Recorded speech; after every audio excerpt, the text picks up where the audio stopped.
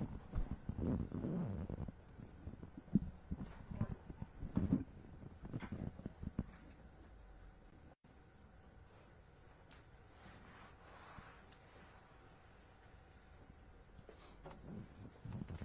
afternoon, everyone.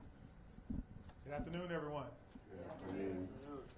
Thank you for coming. Thank you for being here today. We'll be providing an additional update as we have moved now into the investigation phase of this tragic incident. I'll be making some prepared remarks and will not be taking questions. My name is Chief Sean Barnes, S-H-O-N-B-A-R-N-E-S, and I'm the Chief of Police for the Madison Police Department. The past 24 hours have been a flurry of emotion, sadness, anger, disappointment, grief for the Madison community. We were brought together by a tragedy, and today 3 families woke up this morning to the world without a loved one. That can never be outdone.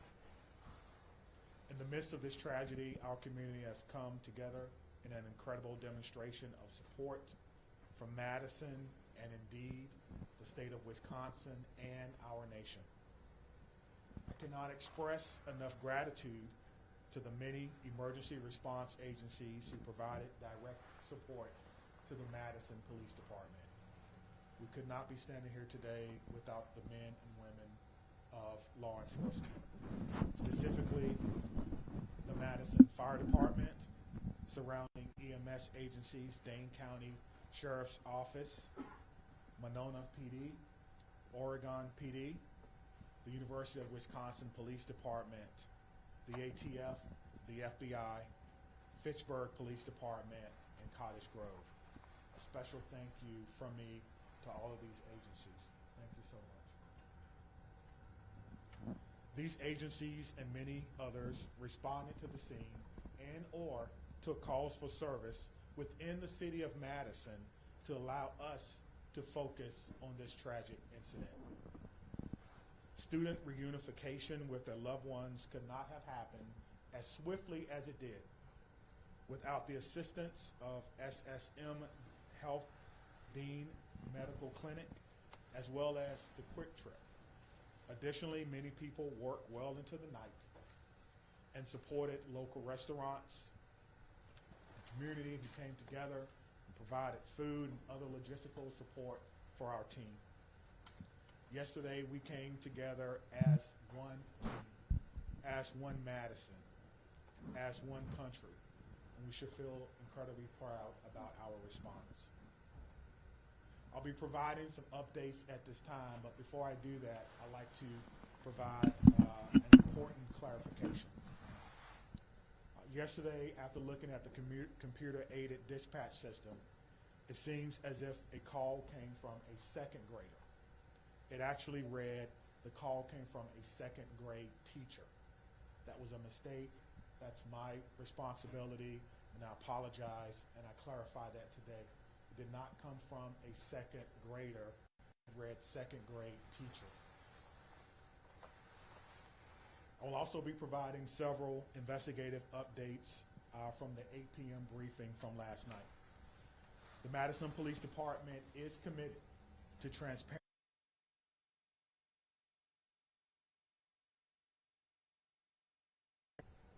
This must be balanced against our commitment to the victims of this horrific crime and the need to do a thorough and complete investigation.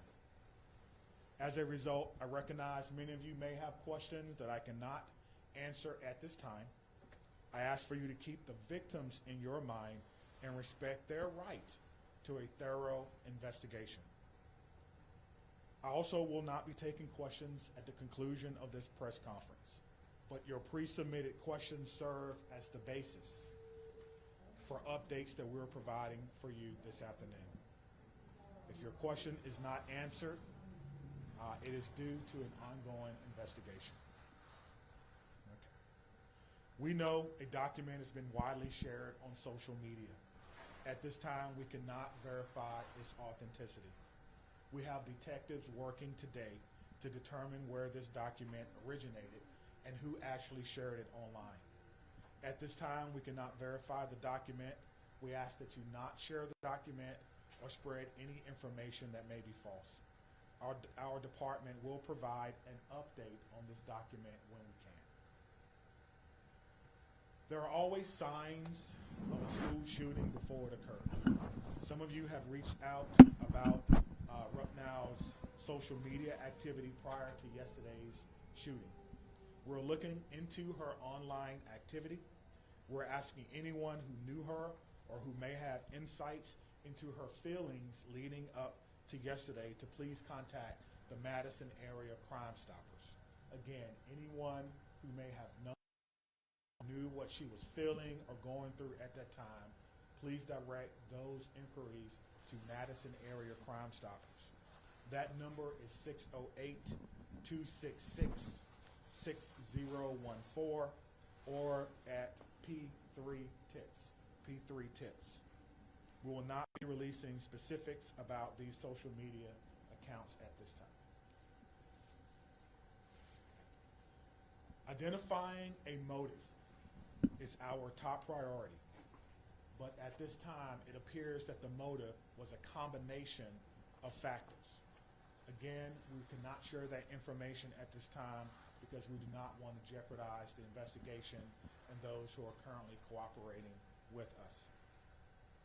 All patient status remain unchanged. The 911 calls are the record of the 911 Communications Center, and their standing operating procedure is not to release documents in open and active investigations. Again, we are working to authenticate the documents that you see online that some are referring to as a manifesto. And as soon as we do that, we will let you know. Now, the process for doing that is looking at original documents that may have been taken from the suspect's home, looking at information that may be on laptops or on computer to determine if this document originated from our suspect. Any disciplinary records would be under the purview of the school. Some of you have asked whether or not she was troubled or whether or not she was troubled at school. We do not have those records. We are not the proprietor of those. On the question of bullying, we're talking to students to understand whether bullying was one of those multiple factors that I mentioned earlier. Some have asked if people were specifically targeted. Everyone was targeted in this incident, and everyone was put in equal danger. Today, numerous MMSD schools were targeted by false threats, often known as swatting. We're working closely with the Madison Metropolitan School District to determine where these originated and to investigate this call. We do not believe that there are any current threats to any Madison area schools, and will continue to investigate these calls and any threats of violence as they come in. Let me be clear on this point. Making false threats is a crime, and we are working with the district attorneys to prosecute these crimes as information is gathered. And if we have to do that, we certainly will. I encourage all parents, all family members to talk to your loved ones about this. We will determine where they originated. We'll use federal partners if we have to and levy those charges as well. As we continue to investigate what happened yesterday, we're keeping the victims and their families in the front of our minds. We want to thank the countless people and organizations who've reached out to support them, as well as the Dane County Victim Witness Unit and the Dane County Emergency Management, who provided direct support to the families. To the Abundant Life Christian Academy, this is a hurting and haunting situation, and the many survivors will need our continued support, and we pledge to give them that in the days, months, and even years ahead. As a community, we must not allow violence or any act of violence to define us. We refuse to allow hate, or destruction, to win in this city. But rather, we will honor our survivors, our victims, through love, support, and the Madison way. Please continue to take care of yourself and take care of each other. At this time, we have several officers who are working today, who was working yesterday. They were given the opportunity to stay home, what we commonly refer to as an administrative day. They were offered peer support, emergency assistance program through our city. Those officers chose to come to work today to serve their community. So at the end of my remarks, I'm going to find each and every one of them, personally shake their hand, and thank them on behalf of a grateful city, and a grateful administration, and a grateful department and profession for their act of selfless public service. Thank you.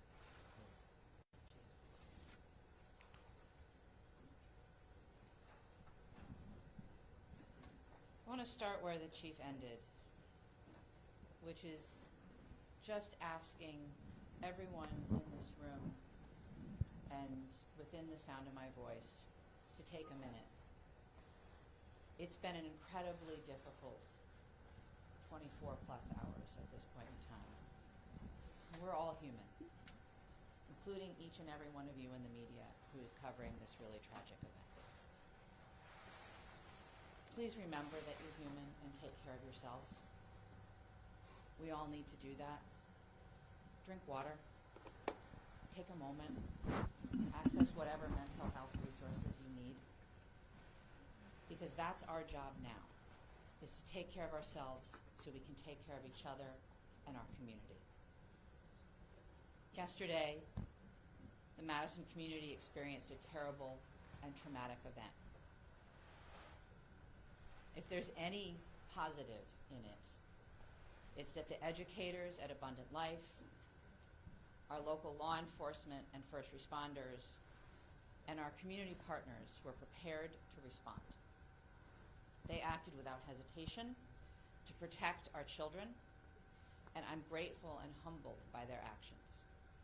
It's a day that I hoped never would come to our city, but like so many other communities, here we are. We will never be the same,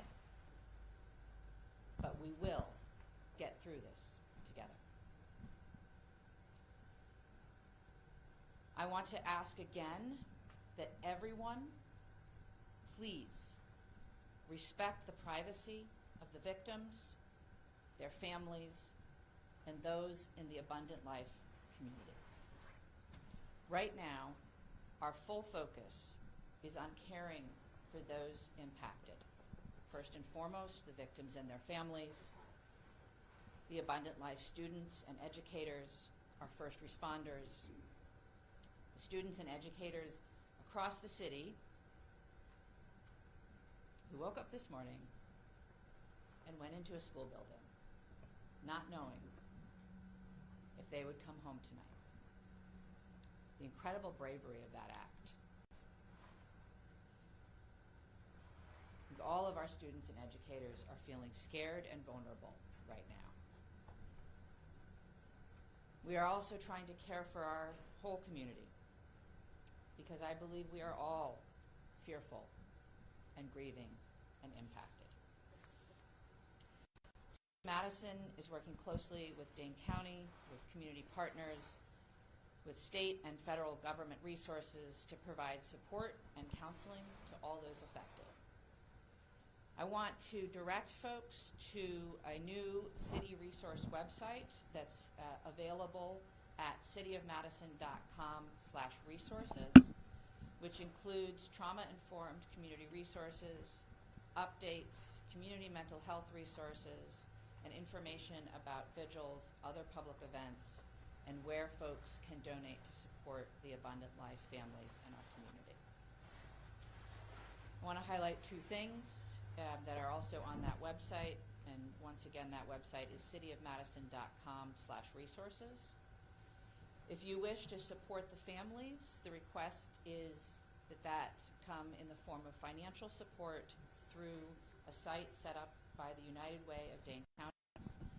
You can visit unitedwaydanecounty.org, or you can text HELP for ALCS to 40403. Again, that's HELP numeral 4 ALCS to 40403.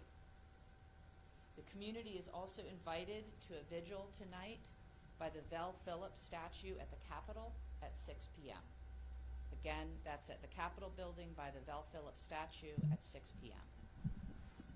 I would ask that everyone, and particularly the folks in this room, please avoid spreading misinformation, particularly via social media.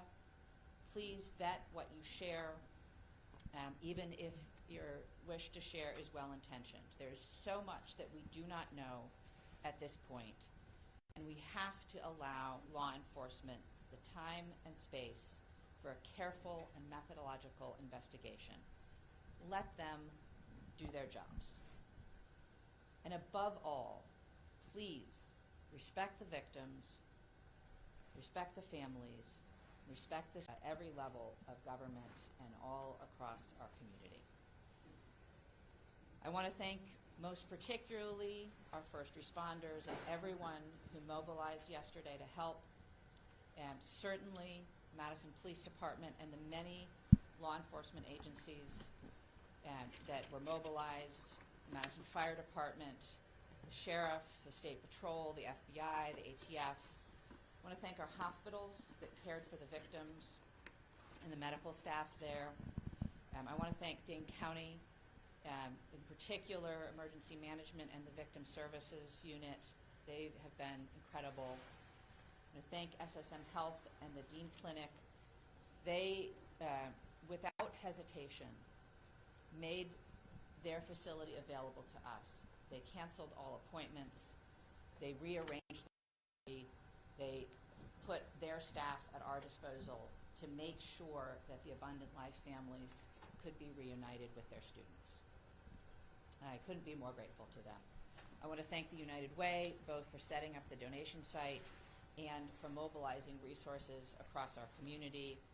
I want to thank the Red Cross and the Salvation Army, the religious leaders who came to their unification site yesterday from across our community, and all of the community organizations and businesses that donated food and resources to the families and are still now offering support for our community. There are so many people who have offered support, resources, help, and well wishes, and we are grateful to every single one of them. I want to end where I started, which is centering our collective humanity. We all have to take care of ourselves so that we can take care of each other and our community. Whatever your belief or tradition is, I would ask that you find a way today, tomorrow, in the coming weeks, months, and years to be kind, to give grace, and to find ways, big or small, to help make our community a safer place for all of our children. Thank you, and I'll turn the podium to the county executive.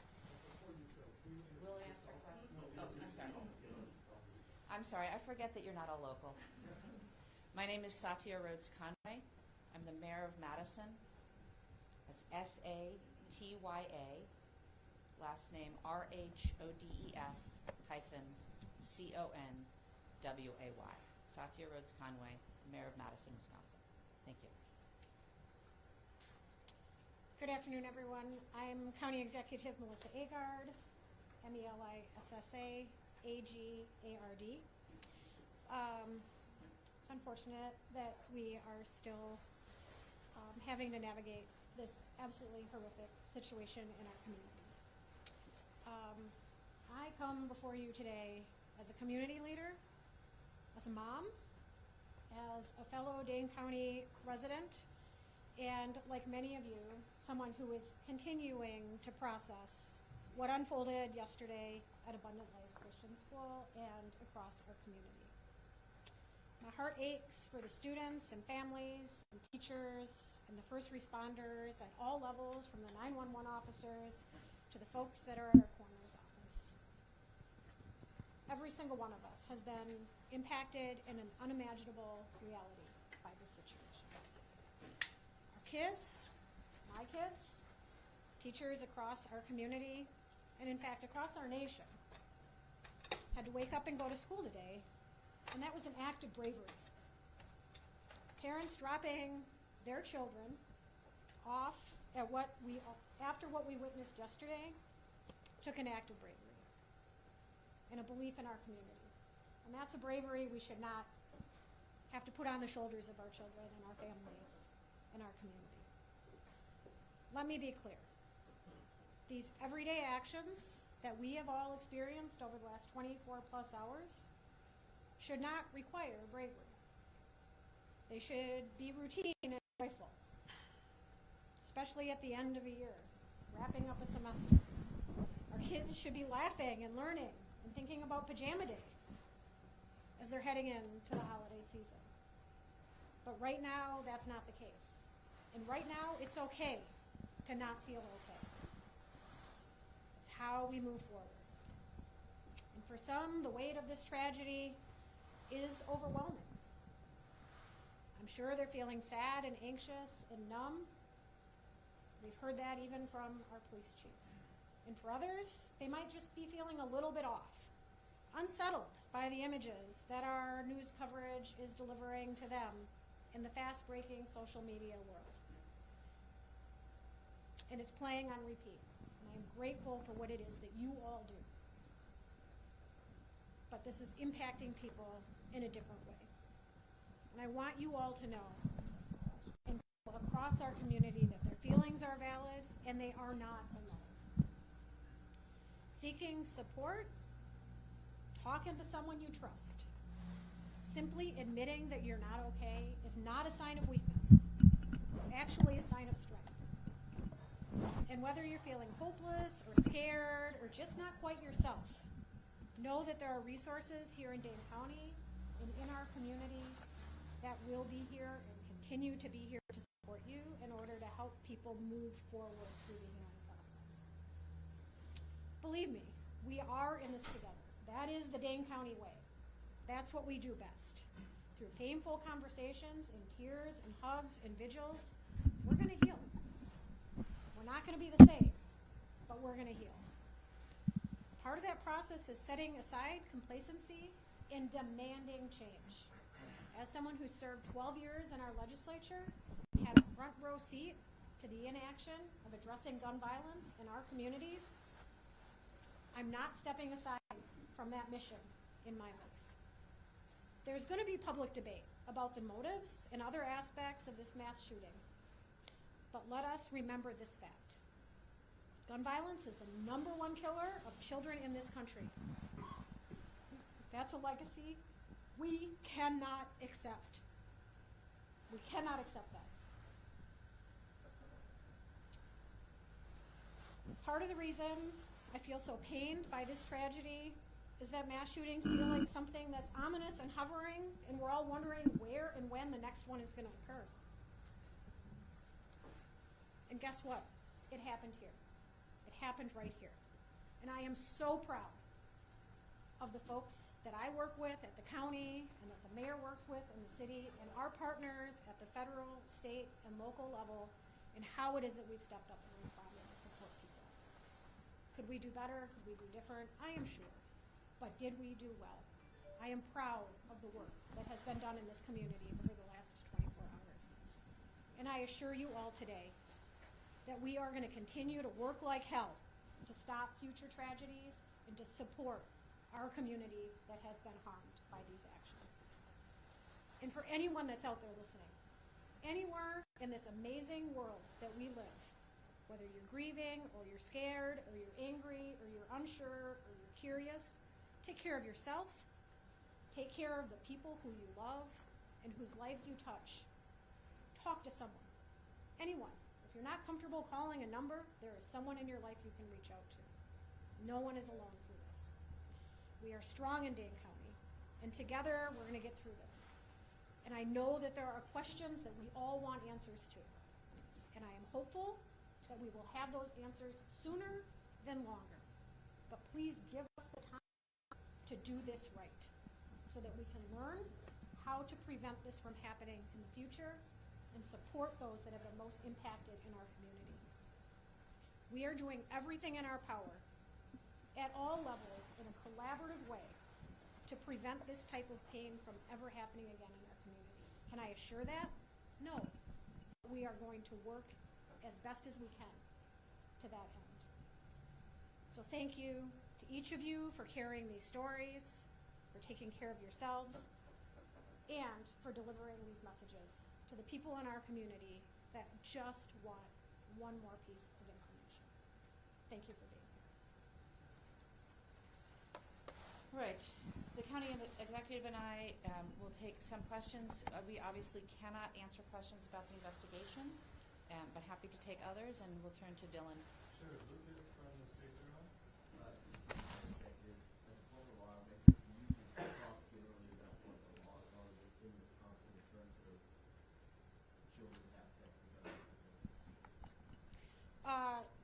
Our laws in Wisconsin are far too lax when it comes to access of guns by children. And I do believe that we should have safe storage laws. We should have background checks. We should have red flag bills. We should be providing adequate support for everyone in our community when it comes to behavioral health. People should not be waiting when they raise their hand and ask for help. And there should not be stigma surrounding people who are asking for that help. Our schools should be adequately funded. Our Department of Justice has an Office of School Safety.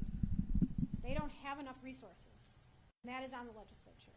There is a lot of action that can be taken in the Wisconsin State Capitol, but this is a conversation that needs to happen from coast to coast. We need partners in our federal government to also address this, because states have borders and people can cross them.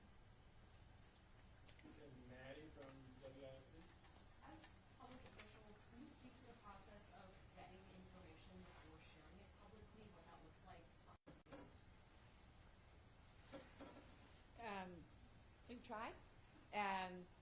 I think it depends, but we have a process within, obviously, both police and fire have public information officers who work with the principals to gather and vet information and share it out. Similarly, in my office, we have a communications manager who works with us. In terms of the investigation, I can't really speak to that process, but there is a process within law enforcement to decide what information can be shared that won't jeopardize investigation, and then to do our best to verify information before we're sharing it publicly. Obviously, in an event like this, there is a lot of chaos, and it can be difficult to parse out where information is coming from and how accurate it is at any given time. And so in a developing scene, sometimes we will share information that's not 100% correct. But as you've seen already, the chief comes back and tries to give out the best information we can and correct any mistakes.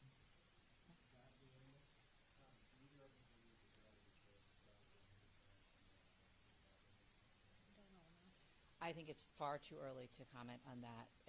As the investigation proceeds, I think law enforcement will take the steps necessary, but we don't know nearly enough yet.